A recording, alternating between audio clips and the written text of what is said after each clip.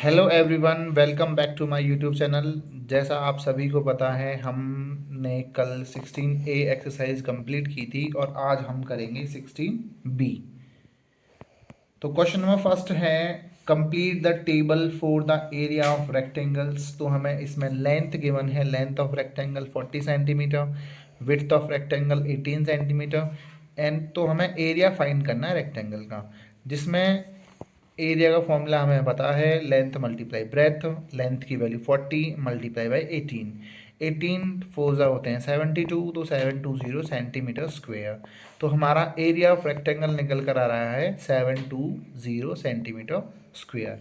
बाकी के सारे क्वेश्चंस में भी हमें यही फॉर्मूला अप्लाई करना है, तो आई होप बाकी के क्वेश्चंस आप सभी कर लोगे खुद से। तो क्वेश्चन नंबर 2 पर आते हैं। क्वेश्चन नंबर 2 है, by counting squares find the area of each shape, each side of small squares 1 centimetre. जो साइड ऑफ स्मॉल स्क्वेयर है, side of small square equals to 1 centimetre, तो एरिया क्या होगा? Area of small square, side multiply side, side multiply side का मतलब होता है 1 multiply 1, कितना आ गया? 1 सेंटीमीटर स्क्वेयर। तो जो स्मॉल स्क्वेयर है उसका एक स्मॉल स्क्वेयर का एरिया 1 सेंटीमीटर स्क्वेयर आएगा। तो हम यहाँ पर काउंट कर लेंगे इस फिगर में कितने स्मॉल स्क्वेयर्स बने हुए हैं। तो 1 2 3 4 5 6 7 8 9 10 11 12 13 14 15 16 17 18 19 20 21 22 23 24 25 26 27 28 29। तो 29 इसमें फुल स्क्वेयर बने हुए हैं, फुल स्मॉल स्क्वेयर हैं। प्लस में 1 2 3 4, प्लस में 4 हाफ स्क्वेयर बने हुए हैं। तो 29 और जो हाफ स्क्वेयर है उसकी 1/2 से करेंगे तो ये 2 फुल स्क्वेयर बन जाएंगे। तो हमारे पास हो जाएगा टोटल 29 + 2 = 31 स्क्वेयर्स। और 31 स्क्वेयर का एरिया क्या होगा? 31 centimetre square.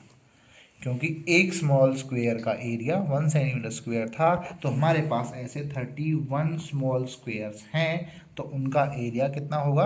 31 centimetre square. I hope ये आपको क्वेश्चन समझ में आया होगा। तो अब हम चलते हैं, बाकी के बी और सी पार्ट आप ऐसे ही कर लेना। तो अब हम चलते हैं क्वेश्चन नंबर 3 पर। क्वेश्चन नंबर 3 में हमें एक फिगर गिवन है, calculate the area of each of the object shown below. हमें एक फिगर दी हुई है जिसमें उसकी लेंथ है 9 सेंटीमीटर एंड ब्रेथ है 6 सेंटीमीटर। क्वेश्चन नंबर 3 में लेंथ गिवन है आपको 9 सेंटीमीटर एंड ब्रेथ गिवन है आपको 6 सेंटीमीटर। हमें फाइंड करना है एरिया। अब हमें पता है एरिया क्या होता है, L इंटू बी। अब L की वैल्यू 9, 9 इंटू 6 कितना हो जाएगा? 9 6 54 सेंटीमीटर स्क्वेयर। तो इस फिगर का एरिया जो होगा वो क्या होगा? 54 सेंटीमीटर स्क्वेयर। तो ऐसे ही नेक्स्ट फिगर का एरिया निकाल लेंगे आप। यहाँ पर 11 की मल्टीप्लाई 8.5 से कर देंगे। ऐसे ही क्वेश्चन नंबर सी में इसमें 4.7 की मल्टीप्लाई 3.2 से कर देंगे, तो ये हमारा इसका एरिया निकल कर आ जाएगा। तो हम क्वेश्चन नंबर 4 पर चलते हैं। क्वेश्चन नंबर 4, क्वेश्चन नंबर 4 में है, find the area of each of the rectangles whose dimensions are given below. तो हमें इसमें भी एरिया निकालना है रेक्टेंगल का, जिसकी डायमेंशंस नीचे दी हुई हैं। डायमेंशंस का मतलब होता है लेंथ और ब्रेथ या फिर उसकी भुजाएं, जिसमें हमें L की वैल्यू दी हुई है 5 सेंटीमीटर और B की वैल्यू दी हुई है 3 सेंटीमीटर। और हमें क्या निकालना है? एरिया। और एरिया क्या होता है? L इंटू बी, वो हमें पता है 5 मल्टीप्लाई 3, तो कितना आ जाएगा? 15 सेंटीमीटर स्क्वेयर। नेक्स्ट क्वेश्चन है question number 5, find the area of a square whose one side is 2 centimetre. तो साइड ऑफ स्क्वायर हमें गिवन है 2 सेंटीमीटर और हमें निकालना है एरिया। एरिया का फॉर्मूला हम सबको पता है, एरिया होता है साइड मल्टीप्लाई साइड, 2 मल्टीप्लाई 2, 2 2 जा 4 सेंटीमीटर स्क्वायर। तो इसके सारे पार्ट्स में यही फॉर्मूला लगेगा एरिया का, साइड मल्टीप्लाई साइड, तो इसे ही हम निकाल लेंगे। तो बाकी अब हम करेंगे question number 6। Which square unit would you use to measure the area of the following? अब वो ये कह रहा है कि आप इन सब का एरिया निकालने के लिए किस यूनिट का प्रयोग करोगे। जैसे 6 का ए पार्ट है, ए पार्ट में दिया हुआ है a page of this book, तो उसका एरिया निकालने के लिए हम प्रयोग करेंगे स्क्वायर सेंटीमीटर, क्योंकि इस बुक का पेज है जो वो सेंटीमीटर में ही हम उसकी डायमेंशंस को मेज़र करेंगे, तो इसीलिए उसको हम एरिया जो आएगा उसका तो वो क्या आएगा स्क्वायर सेंटीमीटर। ऐसे ही क्वेश्चन इसका बी पार्ट है the classroom floor, the classroom floor, तो क्लासरूम का जो फ्लोर होगा उसको हम मेज़र करेंगे स्क्वायर मीटर में। ऐसे ही सी पार्ट है आ स्टैम्प। अब एक स्टैम्प को किस में मेज़र करेंगे, या मिलीमीटर में, तो उसका आंसर हो जाएगा मिलीमीटर स्क्वायर। तो और इंडिया, इंडिया की अब हम इसकी जो लेंथ एंड ब्रेथ होगी वो किलोमीटर्स में होगी, तो इसका जो एरिया आएगा वो आएगा स्क्वायर किलोमीटर में। ऐसे ही द ब्लैक बोर्ड, अब ब्लैक बोर्ड का एरिया आएगा मीटर स्क्वायर में है। ऐसे ही इंसेक्ट्स विंग, जो इंसेक्ट होता है कीड़ा वो बहुत छोटा होता है, तो उसको भी हम मिलीमीटर स्क्वायर में मेजर करेंगे और उसका एरिया निकालते हैं तो उसके पंखों का। द इंडियन ओशियन, तो इंडियन ओशियन का भी हम किलोमीटर स्क्वायर में निकालेंगे। और अब बास्केटबॉल कोर्ट का भी हम एरिया किस में निकालेंगे मीटर में निकालेंगे, मीटर स्क्वायर। तो अब आते हैं क्वेश्चन नंबर 7। क्वेश्चन नंबर 7 है tick the best estimate for the area an envelope. अब एनवेलप का एरिया क्या हो सकता है 200 सेंटीमीटर स्क्वायर, या 200 मिलीमीटर स्क्वायर, या 200 मीटर स्क्वायर। तो हम इसको मेजर करेंगे 200 सेंटीमीटर स्क्वायर में। और be a page of a newspaper, इसको भी हम क्या करेंगे 2640 centimetre square. What is the area of the dial of a watch that is 25 millimeter long and 23 meter wide? millimeter wide. तो हमें पता है length of dial of a watch is 25 millimetre and breadth आपको दी हुई है 23 millimetre. तो हमें निकालना है एरिया, और एरिया का फॉर्मूला हमें पता है L इंटू बी। तो L की वैल्यू है 25 और B की वैल्यू है 23। तो हम 25 और 23 की मल्टीप्लाई करेंगे, 25 3 जा 75, कैरी 7, 25 2 जा 50 प्लस 7 57 मिलीमीटर स्क्वायर। तो यही हमारा क्या है आंसर है। Next, compare the areas of a square of side 15 centimetre and a rectangle 11 centimeter by 8 centimeter, which figure has greater area and by how much? अब हमें एक स्क्वायर दिया हुआ है और एक रेक्टेंगल दिया हुआ है, तो सबसे पहले हम रेक्टेंगल ड्रॉ कर लेते हैं। रेक्टेंगल की 11 सेंटीमीटर तो लेंथ दी हुई है, और ये 8 सेंटीमीटर है, ये 11 सेंटीमीटर है। और अब हम यहाँ पर एक स्क्वायर ड्रॉ कर लेंगे। स्क्वायर की साइड दी हुई है हमें 15 सेंटीमीटर, तो ये भी 15 सेंटीमीटर है, ये भी 15 सेंटीमीटर है, तो इसकी सभी साइड्स बराबर होती हैं। तो हमें निकालना है इसका एरिया। तो सबसे पहले हम निकालेंगे एरिया ऑफ रेक्टेंगल, और वो हमें पता है वो होता है L इंटू बी। हमें L की वैल्यू गिवन है 11 और B की वैल्यू गिवन है 8, तो 11 8 जा 88 सेंटीमीटर स्क्वायर।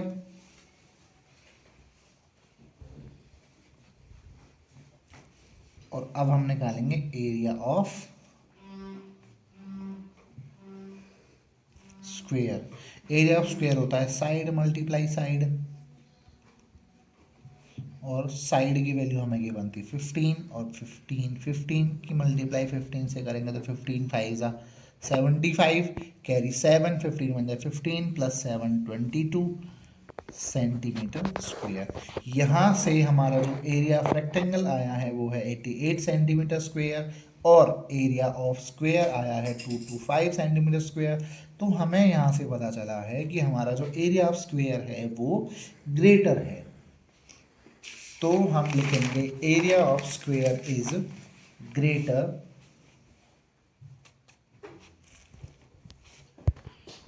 तो यहां से हमें पता चला है एरिया ऑफ स्क्वायर इज